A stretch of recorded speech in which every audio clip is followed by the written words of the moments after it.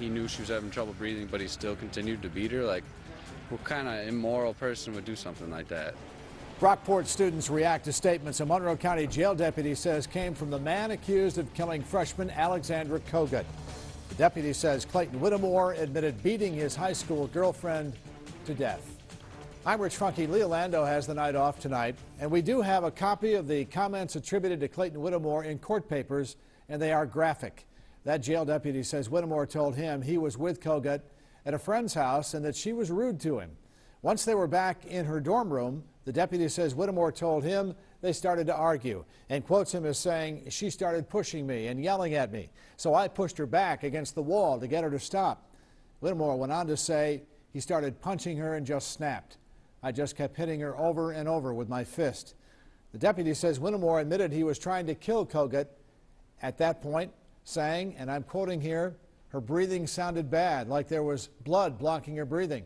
I didn't want the girl I loved to suffer, so I started beating her with a curling iron until the noise stopped." Lynette Adams has been tracking this story and joins us now with reaction to those chilling statements. Lynette. Well, Rich, students on campus had strong reaction to the words on that statement. They say it is shocking and hard to believe. Honestly, it makes me really mad. I got some butterflies in my stomach. I don't know if I can talk about it anymore. Like, I'm getting pretty upset about it. Nicholas Pankow, Eric Halleman, and Kalika Doktler are all juniors at the College of Brockport. None of them knew Alex Kogut personally, but felt sad about her death.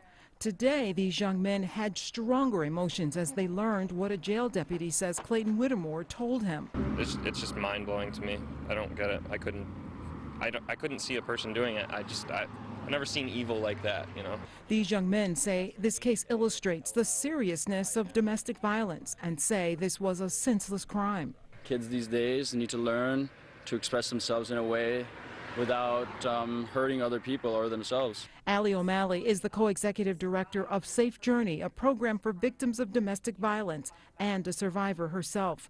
She agrees with Dr. Ler. She adds, young people have to learn to ask for help. I'm like, the minute he had her up against the wall, he was at a choice point. O'Malley says this crime is totally about control. In reading the statement, she says there were places where different choices could have been made. To say, I just snapped, says she did something to provoke this from me. She didn't do, it doesn't matter what the argument was about. It doesn't matter. O'Malley says there are so many lessons for others. What we have to do as women, and I think what we have to do in society in general, is really learn to trust ourselves. Many of us will stay in relationships longer than we know that they're good for us, whether we're men or women. A bad relationship isn't going to turn one day magically into a good relationship. According to the statement, Whittemore knew Kogut was dead when he left her dorm room, and the deputy says Whittemore added he was not drunk. Whittemore is charged with second-degree murder. He's accused of intending to kill Kogut. Rich?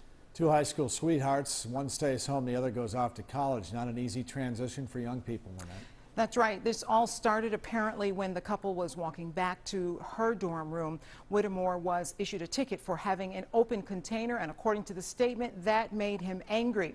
McNally says sometimes in cases of domestic violence, something like this can just happen with no warning out of the blue. But in most cases, she says, there are warning signs along the way. Lynette Adams with our report tonight. Thanks very much, Lynette.